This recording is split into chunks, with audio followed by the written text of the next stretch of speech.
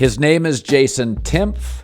We were able to grab him a couple years ago. He's going to be with us for a long time. Hoops Tonight podcast on the Volume Network. So I was talking about this, Jayson, about the Kansas City Chiefs. If you were going to beat them, it probably should have been this year. Kind of a makeshift receiving core, 6 rookies played. O-line is still pretty young, not great at tackle. Now, this year, they've got 11 draft picks. All the rookies at running back in the secondary will have a year under their belt. Mahomes is only getting better. And, this could have been the vulnerable year, right? Because they were very, very young. And I feel the same way about the Warriors. Last year, Klay Thompson at 70%. Young guys weren't ready to play. Now they've got Peyton. He'll be ready by the playoffs. Klay's better. Poole's emerged as more consistent. Dante DiVincenzo's actually a perfect fit for that system. Now they're actually really deep in the next 2 months. Really, really deep. And Kuminga is at least now a contributor. And so as they go back and forth, we know they're not the same team without Steph Curry. But I really believe Milwaukee's the best team in the league. And I really believe in 2.5, 3 months, Golden State, a team that's in Boston's head, will be second. How much of a believer or a cynic are you of these Warriors going forward? Well, generally speaking, I'm always going to be very bullish on championship cores that still have their core that we've seen show what they can do on that level. Because the NBA regular season is so monotonous and boring. And they've had issues, like even the core of this team has struggled to close games this year, which is super unusual for a team that you'd expect to execute super well. And obviously they've had issues with the bench. But Colin, did you know that there are 27 5-man lineups in the NBA this year that have played at least 200 minutes? And Steph, Klay, Andrew Wiggins, Draymond Green, and Kevon Looney are still by far the best in the league. They're outscoring teams by 22 points per 100 possessions. Wow! 5.5 points better than Denver's starters, who are treating this season every game like it's the last game of their lives. Now, again, the bench was a little concerning, but at the end of the day, there's 2 things that give me optimism there. First of all, Gary Payton will be available for the playoffs. Yep. Last year in the playoffs, they outscored teams by 3 points per 100 possessions when Gary Payton was off the floor, and by 16 points per 100 possessions when Gary Payton was on the floor. So, to their credit, they made the Wiseman mistake, but they were like, hey, we're going to undo 2 mistakes in 1 move here and bring back Gary. Now, it sucks that he's not going to be available for this next stretch of the regular season, but if he's available for the postseason, that solves a lot of problems. And then JaMychal Green, there's been all this talk about them going after a backup big, but he is shooting the laces off the basketball since he returned from injury, and that kind of alleviates that issue. Give me Gary Payton, give me JaMychal Green, give me Jordan Poole and Dante DiVincenzo with that starting lineup we just talked about. And in a Western Conference that's super flawed, I mean, is anybody a safer bet? No, and that's what I go back to. I do think when you have a veteran team and you have a long playoff run, you're talking about 20 more intense games. This is not Tuesday against the Pelicans at home at Oracle, right? Like these are play 40 minutes of playoff basketball. And so I don't think it's surprising the Warriors were flat defensively, frankly, awful defensively until about 2 weeks ago. It feels like there's moments now. I think they're not great, but they've gotten better. Probably because Kerr's been barking at him, Draymond's been barking at him. But I'm with you on this. Until you have a ring, teams play really hard. Those Chicago Bull teams with Derrick Rose, Jesus, every game was Game 7. You'd go into the United Center, and LeBron would go in there, and then the playoffs show up, and LeBron shuts down D. Rose. Speaking of LeBron, I had a scout I trust say the body language by AD wasn't a coincidence. He's had, as you've pointed out on your podcast, a series of bizarrely ineffective games, like strangely ineffective. First half against the Warriors was weird, like not there. And I had a scout tell me last week, Dallas is going to make a run at him. Anthony Davis has kind of believes he's lost the trust of LeBron. That's what I'm hearing. and that, they're gonna try to get their way into the playoffs. And I do think if you gave me LeBron in that roster, 7-gamer playing, that's a series against Denver, I'd take my chances with LeBron. What do you believe, as somebody that watches every minute for the Lakers, what do you make of the last 5 to 6 games of Anthony Davis? The Anthony Davis thing is truly bizarre because all of the intel is that his foot is fine. Now, generally speaking, with foot injuries, there's a difference between fine and I trust myself to explode off of this foot when I need to. The numbers are really bad. So he's been back for 9 games. 22 points and 13 rebounds, which is the weird thing with LeBron and AD. There's always such a disconnect between what their box score production is and what you actually see on the floor, because I think he's been bad by his standards. He's shooting just 61% in the restricted area since coming back, which is awful for a big. That's okay for a point guard. To give you some perspective, DeAndre Ayton is shooting 79% in the restricted area this season. So he's just getting manhandled around the basket. He's not running up and down in transition. He's losing box outs everywhere, right and left. Now, if he's dealing with something up here, the reality is this roster is so talented now because they've really addressed their 2 biggest weaknesses. No question. Backcourt offensive skill, size on the perimeter with Rui Hachimura and Jared Vanderbilt. So if they get LeBron back and he's playing at an MVP level, at a certain point, AD will have no choice but to lock back in, and I believe that he will. But if he does not, because one of the biggest subplots of this Lakers era is Anthony Davis's inability to remain at his ceiling. Since the 2020 playoffs, it's been like 2 games against the Suns in the first round where he looked really good, like maybe 10, 15 games earlier this season, but that's about it. And if he can't stay at that level, the Lakers will have to look seriously at whether or not he can be a foundational piece for them. Well, the source told me Dallas will make a run on him because Kyrie and Luka have huge defensive efficiencies and they don't trust Christian Wood. It would make sense. What can you get, in your opinion, for an Anthony Davis at the end of the year? Man, okay, so if he does not ever in this season return to form, I think he becomes he's got similar value to LeBron James, meaning like you're looking at him and you're like, yeah, like I might get some top-tier superstar production here, but I also might not. I'm not going to give away 3-4 first-round picks and 2-3 pick swaps and a good young player. I actually pitched this idea to Ryan, our producer, earlier today. But like, if AD cannot return to form, you start to look at potentially him being the vehicle for a Kyrie Irving sign and trade, which satisfies both needs. Maybe you get a Josh Green out of Dallas as well. Maybe you get one other first round pick, and the 2, Jared Vanderbilt's such a good work hard forward for them. If they can get one other center, you start to look at them as a more offensively focused team behind Kyrie and LeBron. And LeBron, when he's surrounded by really good ball handlers and shooters, he does devote more energy to the defensive end of the floor, and he can be really impactful there. Just look at the 2016 Cavs. So that would be an interesting direction for them to look if Anthony Davis can't return to form. And here's the thing, Colin, if I asked you, what are the percentage chances that Anthony Davis returns to MVP form before the end of the season? It's like a coin flip or worse. Oh, absolutely it is. And I think, as you pointed out, it may be a little physical. Some of it's mental. And I think that's where he's struggled. There's some things you can teach and some things you can't. Passion, like Patrick Mahomes, visibly in intense pain during the Super Bowl and sprints for 26 yards, in my opinion, his greatest moment as a pro player.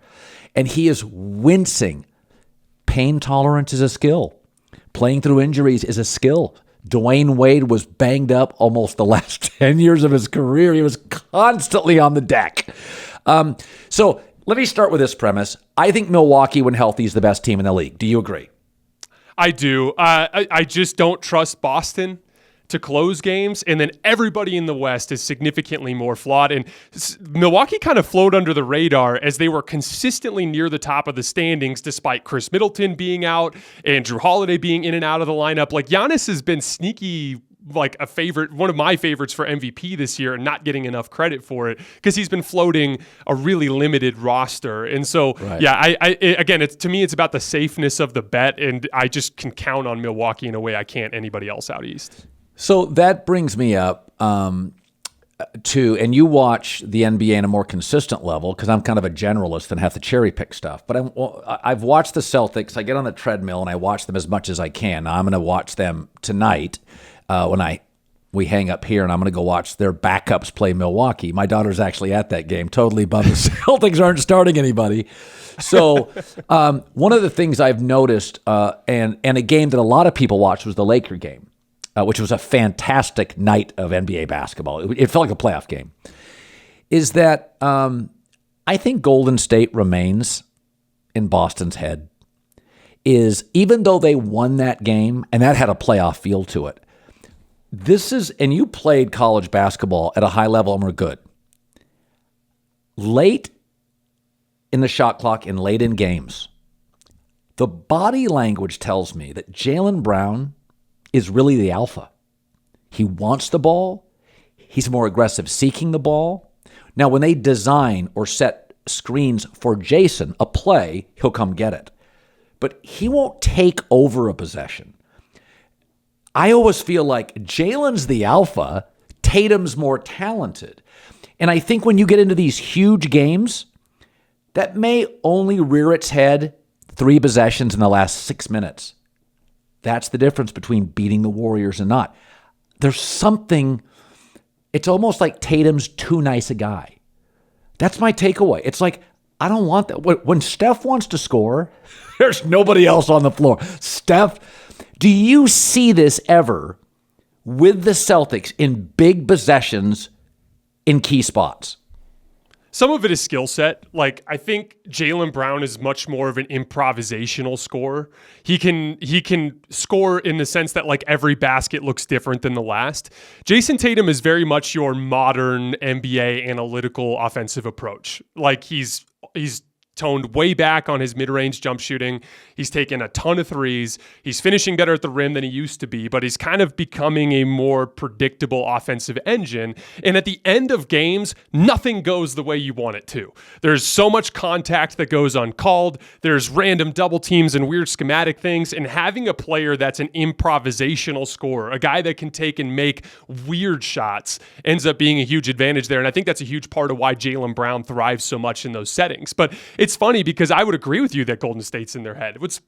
Even when they won this last game, they kind of backed into that win. Yes. Like they won because Golden State also made a bunch of mistakes. Like even on that final possession when Jaylen Brown got open, it was a transition cross match and Jordan Poole got lost and they left Jaylen Brown open. Like again, we talked about this earlier, but Golden State has struggled with late game execution. Jayson Tatum was awful down the stretch in regulation of that game, including having Steph Curry on a switch on the left wing, no double team.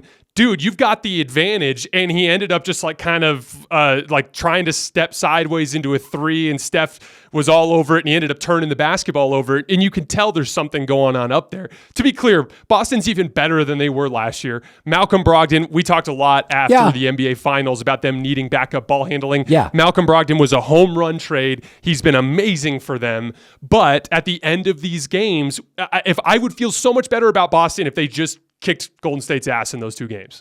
I would be in a completely different place mentally with them if they just closed the deal in those 2 games emphatically. And instead, they lost one and they fell ass backwards into a win in the other. And so that just puts me in the same position where it's the same type of flaw when they get to that big stage. Yeah, and that's why Golden State picks its spots.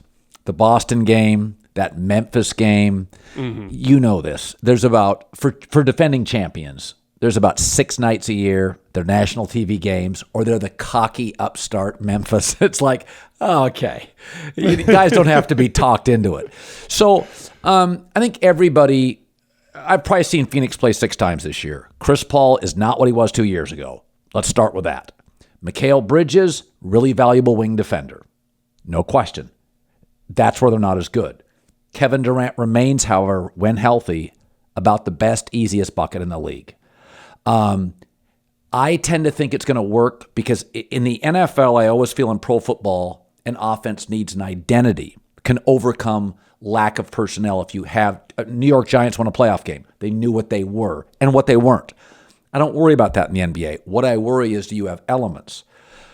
two great wings, a big that runs the floor, a smart distribution veteran point guard, a respected coach situationally. I look at Phoenix and I think there's a lot of elements here I like. Now, they're not deep, but Golden State plays 8 guys. Like, depth is a tad overrated. I think Phoenix could mow through some of these teams in about 5-6 games. I think the Suns, it works for me. But now in 3 years, this could be a disaster if they fall apart. But just for this year, does it work for you? Well, overnight, they have the most talented top 4 in the NBA, in my opinion. Right. Putting them ahead of Philly and Boston.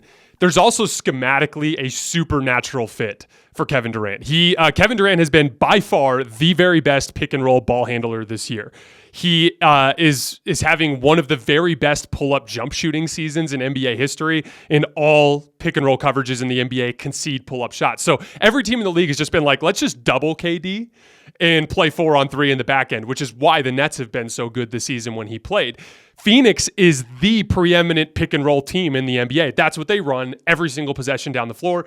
They run a variation of it called Spain pick and roll, where they include a shooter that replaces to the top of the key while Ayton is rolling. So KD offensively is just an incredibly natural fit with them. He's also probably the best plug-and-play star in NBA history because his off-ball offensive talent is every bit as effective as his on-ball offensive talent. And he makes quick, predictable decisions. Like, compare it to Luka, where it's like there's 9 seconds of dribbling and you don't necessarily know where he's going. That can be tough to play with sometimes. But when you're playing pickup basketball and there's that dude where you know exactly what he's going to do and he makes that decision quickly, it makes it easy to play with that type of guy. So that's why he plugs in so well. On the defensive end of the floor, he's actually having one of his better defensive seasons of his career as a help defender on the back line with his length. And DeAndre Ayton, one of his biggest issues is he can be a kind of up and down defensive player from his motor, from the perspective of his motor. Now, they're not a perfect team. They're going to be probably the worst perimeter defense team out of the high level playoff teams, and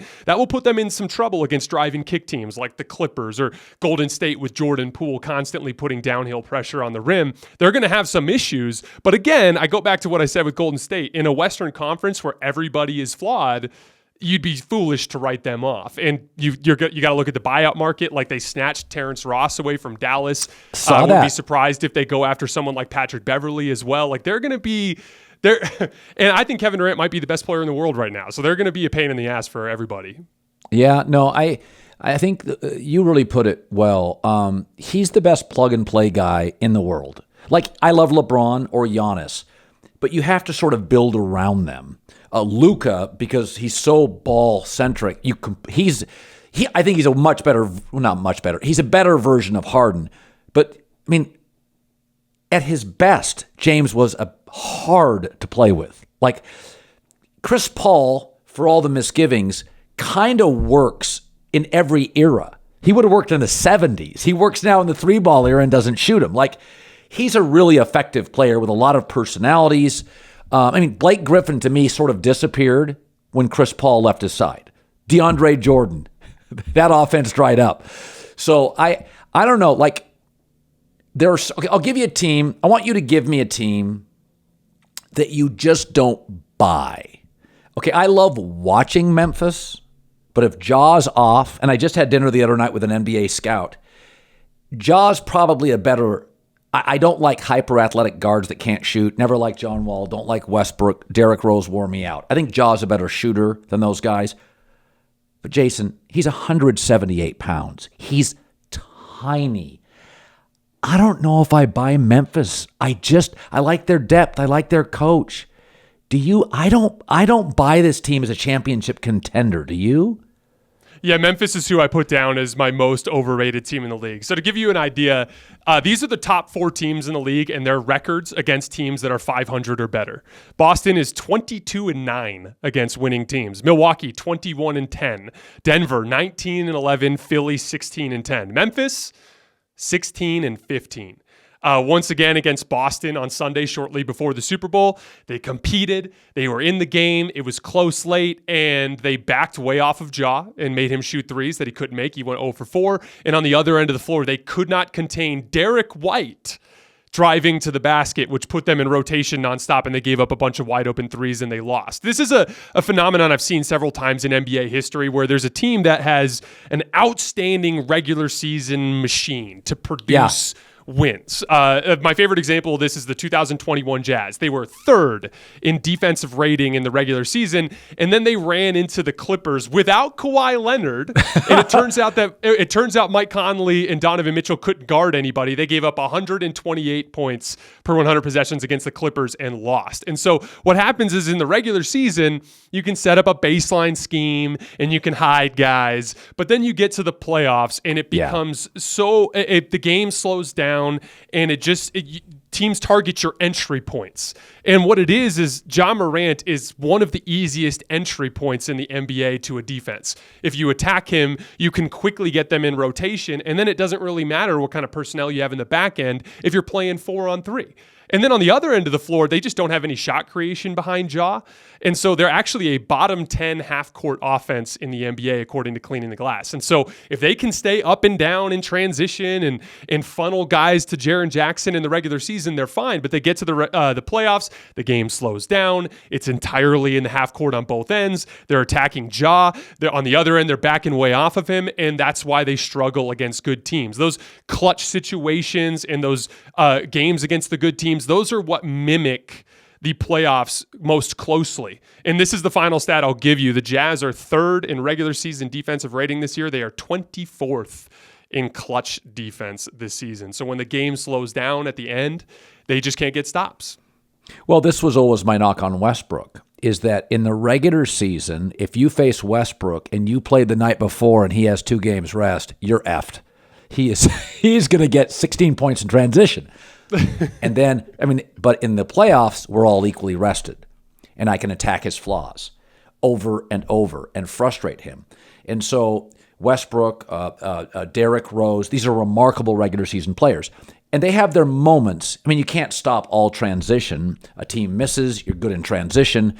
This has always been my knock on Westbrook, and he's gotten worse, is that he doesn't have good hands. He won't set a pick. He's become a terrible defender. He can't shoot mid-range or outside. So when you take the sloppy transition points away for the team, I wonder if in history, if you look at Westbrook against the team without equal rest, he's a handful. He's just too much athletically in the half court. And that's always been my knock on Westbrook. The playoffs are a different sport. It's not a coincidence he struggles when we're all equally rested. I do think he's a good guy. I do think he's well-meaning. But, you've been really critical of him. Are you ever surprised, or I should say how surprised, at the pushback you get when it appears his flaws are so obvious and counterintuitive to really good, solid playoff-level basketball, right? It seems obvious. He can't play off the ball.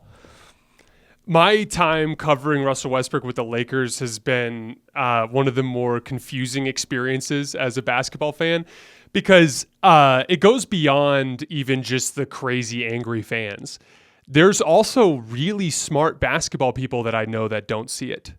And for the record, I do see the positives with Russ. He's excellent at pushing the pace. He actually had a lot of success this year in the middle portions of games against inferior bench guards when the game had a more up and down flow. And I do believe that he could help a team if he ended up in a situation where he was only in those types of situations. That's why I actually like him for the Clippers, as long as Ty Lue wouldn't play him in crunch time. They have so much shooting. Give him a big who runs the floor, put him in those middle portions of the game, running up and down, pushing the pace. He can bring a lot of value. But the problem is there's a disconnect between the way league personnel view Westbrook, at least in terms of the coaching staffs and the players around the league, and the way the really smart basketball players see him. Because what would happen is you get in these situations and Darvin Ham's I need Russ out there in crunch time. And I'm not sure that Ty Lue wouldn't make the same mistake. And so, if I could create the perfect set of circumstances for Russell Westbrook, he's still a very productive NBA player. But the problem is like everything about the playoffs is not the perfect set of circumstances. It's about being adaptable. It's about having versatility, which is everything that Russell Westbrook is not. And it was just a frustrating experience because it wasn't like people would be like, oh, you're hating on Russ for the ratings. No one cares. Like no one cares. And it's like, it's authentic. As a basketball fan, and I've always been a big LeBron fan, so I've been covering the Lakers and I've been rooting for that team. It was like pulling my hair out trying to watch the guy. And I'm just thankful that he's hopefully going to end up in a better basketball situation now because of all the places to have that loud and that critical of a fan base in the worst possible basketball fit. Anthony Davis, who doesn't like to run the floor, and a complete lack of shooting. Like, it was the worst possible basketball fit you could have scripted for him. You know what I'll explain it to you. So in baseball, where personality is often seen as a negative, there's a way to play the game. If you don't work analytically, you don't work. Seam heads push back. They don't care how cool Cody Bellinger's swing is and how cool he is. If you don't work analytically, you don't work. Basketball's always had an allure to the aesthetic. Style matters. I never trusted Dr. J shooting a free throw or hitting a jumper, but God, I love watching him. And he's absolutely crucial to the NBA story. World Be Free. I loved World Be Free. Marbury, Stevie Francis. I don't know what their analytics are. They have to be really suboptimal. But style matters. Fashion matters. Cool matters. That's why I love the NBA. There's always these weird, quirky players who are completely limited and can be marginalized. I love watching them. It doesn't work that way in baseball. Personality is seen as a weakness, a liability, disrespectful to the game. So I get the Westbrook. Like I always said, Zach LaVine, he's not a winning player, but he is fun to watch. Right? Hell yeah, he is. Hell yeah. So I do think a lot of it is, if you love basketball, I'm old now, man. I watched Wilt in 72. Wilt was a flake, but Wilt was cool. Like Wilt, there was value to Wilt being Wilt. And Moses Malone was amazing, but his game was boring. It was offensive rebounding. Paul Silas, a lot of these guys they're just not vertical players. So I guess that's my explanation is basketball has this unique relationship with its fan base that style matters. And I mean, since I've been a kid, I loved Spencer Haywood, Dr. J, World Be Free. I mean, that's way, way a long time ago. Alex English led the damn league in scoring in the 80s. There's no such thing as an Alex English fan club. He led the damn league in scoring and by the way, a good decade, the 80s. He wasn't vertical. He hit elbow jumpers. So I just think it's why I love the NBA, but sometimes why it's maddening to argue about players. Yeah, I wish people could understand that me being critical of the way Russ is playing for the Lakers when they have a championship expectation, which sounds hilarious with the way they performed, but that is not the same as me disliking Russ as a person or not having an appreciation for his career. I have so much appreciation for Russell Westbrook's all-time resume and his accomplishments in this league. It's also true that he never adapted to become a functional off-ball player. It's also true that in a league that has been dominated by skill guards in recent years, which the skill of guards has completely changed the landscape of the NBA. It's changed every pick and roll coverage in the league. It's changed the geometry of NBA defense. Everything is different because of what Dame does and what Kyrie Irving does and what Steph Curry does. And in a league where all those guards have gone this way, Russell Westbrook could be left completely unguarded by himself all season long and shoot 29% from three. Like at a certain point, like me saying like, hey dude, you didn't adapt is not the same as like, I am now tossing away Russ's entire career resume. Huge Russ fan. Loved watching him play when he was in Oklahoma City.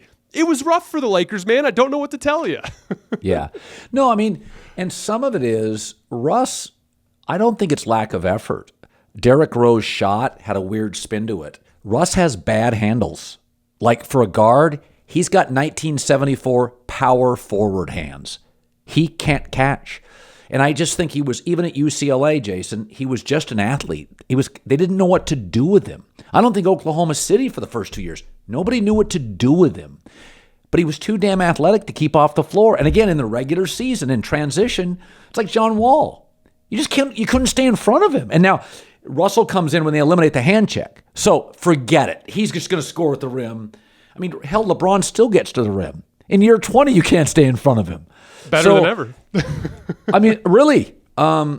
So anyway, folks, for those of you, and of course, if you watch the volume and the YouTube, you know who Jayson Timpf is. But I think it's the smartest basketball breakdown. We're so happy to have him. I don't know if it's official yet, but he's going to be with us for a long time. He just loves the game, played the game. Absolute pleasure to have you. Teaches me stuff every time we talk. Keep crushing. And go to our YouTube page. It's Hoops Tonight. It's on the Volume Network. Nobody at our company works harder, more consistently. You know I love you. Your work's fantastic. You make everybody, including me, much smarter. Thanks, buddy. Hey, Colin, I just wanted to really quickly say congrats on 2 years with the Volume. Hey, man, I know it's been a successful business venture, but it's also created a bunch of really cool opportunities for a lot of people, including myself. And being with the Volume has completely changed my life. So I wanted to say congratulations, but also I just wanted to say thank you for everything you've done, man. Listen, as you age as a sportscaster, the coolest thing is passing the ball. I'm like Chris Paul. I can't shoot from three anymore. I really can't defend on back-to-back nights. You know what I mean? I can give you about 26 decent minutes, but I can still dish. I can still deal. And it's just been great. I love having you as a teammate. You can finish the fast break for us, buddy. I appreciate it. Thanks, Colin. I'll see you next time, man.